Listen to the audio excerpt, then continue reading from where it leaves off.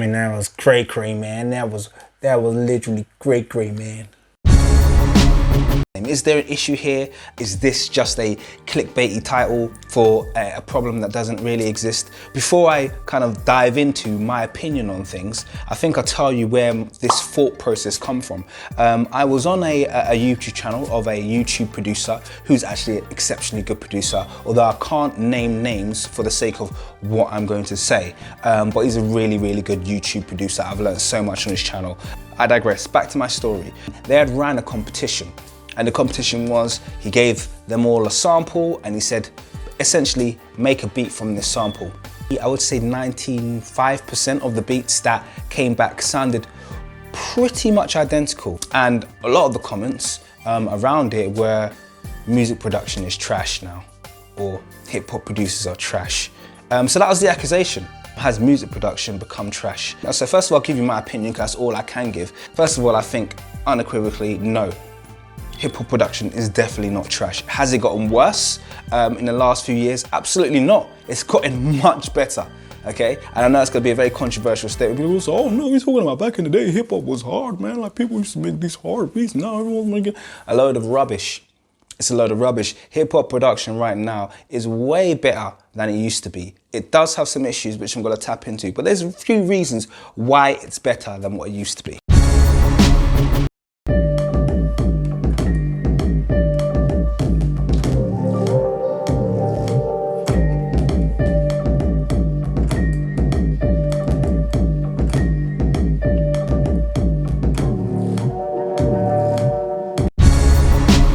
Essentially, producers are outputting tracks that just sound fat straight away, okay? And YouTube producers are doing this with no history in music production. They're able to, out of the back of their FL Studio or their Fruity Loop setup, or their GarageBand setup, be able to output something straight away that just sounds radio ready. This is something that wasn't happening back in the day.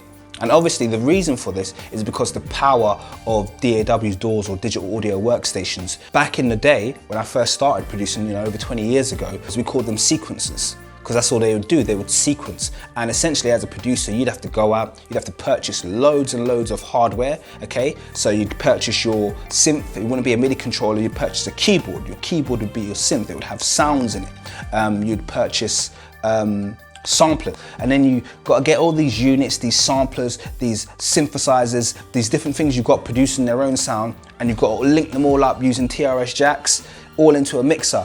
And then you output from the mixer your final output or your final beat. You could put it onto a, back in my day, it was, you burn it onto a CD or onto a mini disc or onto digital tape was a big thing back in the day. But the issue was basically, imagine having all of that hardware, plugging it all together and then trying to get a fat sounding beat off the back of that. You obviously, then you're running your inserts through compressors. It was very, very difficult. Now with digital audio workstations, all of the mastering and production is being done within the PC, and it's just a much easier, much lighter process. So as a result, lots of people are able to first time round come out with radio ready beats. You have better plugins, you have better samples, and things that are closer to being a finished product. Once again, I'd say earlier in the production days, maybe a few years ago, you get a drum sound, you'd have to run that drum sound through several plugins, through lots of compressors to get it sounding right. But what's happening now is you've got this proliferation of beat libraries that are going around, and all the drums have been mastered really, really well. So out of the back, these instruments are sounding excellent out of the box, and this is something that allows beat makers to be able to produce something that sounds really strong straight away. Is that people have genuinely got better technique now. There's a simple reason for that. We're in the information age. There's this knowledge that goes around the internet. I look at YouTube videos all the time. How do you master? How do you get a fat sound? How do you do this? How do you do that? Way to mix vocals. No one is too far along that they can't learn new things by just sitting down and taking in some information from someone else who might be doing something better than you. The final reason that beats are better is because there's just so much more producers, and I think this is where some of the myth is coming from, because there's a lot of people producing beats. Even if 99% of them were trash, so to speak, garbage, like people might say, there's more than 1,000 times more people making beats now than there were back then. So the proliferation of good beats is high. There's lots and lots of well-produced, high-quality beats that are being made.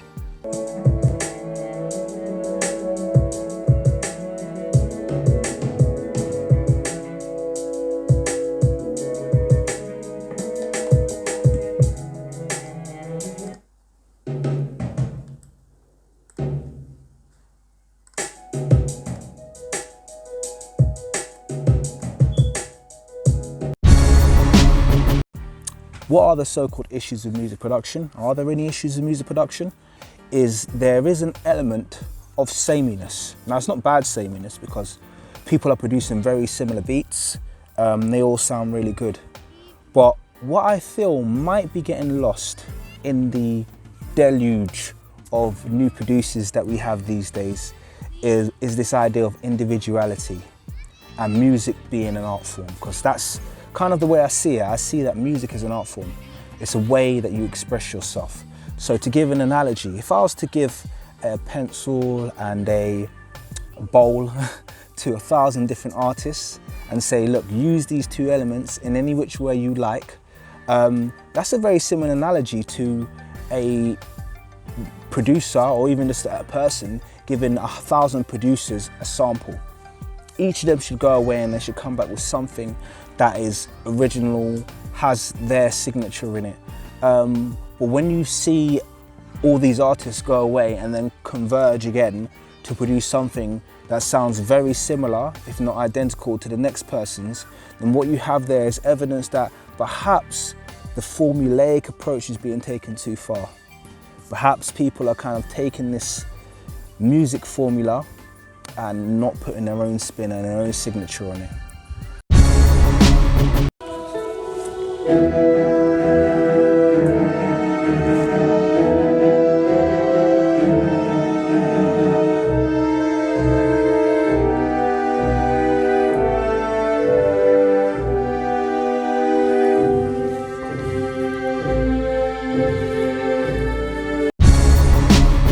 So, do I think music production's gotten worse? No. Do I think there's more room for creativity and originality? Absolutely. I think one of the things that have contributed towards people perhaps being a bit shy to put their own spin on things is the idea that, you know, they want to produce something that's going to be commercially acceptable. And this can be for different reasons. This can be A, because they haven't got confidence. It can be B, that they actually are following a business plan. So a lot of new producers are following a business model, and out of the back of 1 year's worth of production, they're selling hundreds, some of them thousands of beats online, and making a living for themselves. And you know what, all power to that, because that's an amazing business model. But for whatever the reason might be, what maybe takes a hit in that regard is this freedom of expression. What takes a hit is the ability for people to just take something and to create something that they think sounds good. Music is artwork. No one can judge artwork. No one can judge your artwork and say it's bad or say it's good.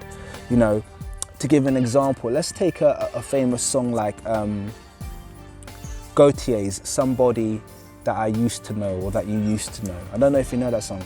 Ding, ding, ding, ding, ding, ding, ding, ding, ding. That track. Now, that song, if you took that instrumental to any radio plugger, any music insider, any radio station, they think that you've just started production and say, what is this? This is, what is this?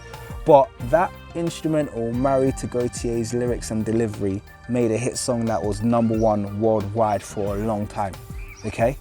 And that kind of is an example of why you can't judge music. You can't judge artwork in the same way that you would judge someone building a car. As a musician, you're an artist, and as an artist, you're allowed to express yourself. No one's allowed to rate your music, no one's allowed to tell you that it's terrible. They can only tell you what their opinions are on things that could make it stronger or weaker, and even then, it's still an opinion. One of the things that I bring myself back to constantly is reminding myself that this is art. Sometimes, even I, like any producer, can get intimidated going online and seeing the quality of production, because like I said, I think music production is fantastic right now. So anybody can get intimidated around that, hearing some of these producers, but they're good at what they do. Where you're gonna find your niche is by not trying to sound like them or not trying to produce a beat for them. That's how I feel. How I feel is like, I find my lane and I find my niche is where I just be confident in the sound that I'm creating and be confident in the fact that no one's sound sounds like mine. Not go, oh my God, this doesn't sound like these beats, or I'm not able to make beats like this, or I can't make my beats sound like that. So you know what? I like this. This is me. This is a bit of me. Yeah, it's not quite fitting here, not quite fitting there, but you know it's fitting me. What genre did Timbaland fit into, ever? Any of his beats? He ain't fit into no lane. He could have gone out and been like, when he first started producing, and been like, oh my gosh, you know, I'm not sounding like Motown. This doesn't sound like Motown Philly. Cause that's how long he's been producing, you know, I'm not sounding like Motown Philly, this, that and the other. If I'm gonna make a hit R&B record, I need to do this. He was like, I'm Timbaland, I'm gonna sound like Tim. Okay, Kanye, another great example. So, find your lane and stick with your lane. And when you do that, no one can criticize you. At least that's my personal belief. Yeah, no one can criticize you. So look, that's my take on music production. Is it better? Is it getting worse? That's my take. I hope that I've put something in there that's useful and that's thought-provoking. And also, obviously, look, the main thing is I wanted to share some in words of encouragement to producers that are out there, musicians, or maybe people who are gonna become musicians. Don't put that pressure on yourself. I don't put it on me. Go out there, express yourself, treat it like an art form, and that removes all of the pressure. You can just go there and you can enjoy it. Hope you've enjoyed the video. I'm Ty Dane. Please, if you have enjoyed it, give me a like. We'd love to see a subscription. And until next time, peace.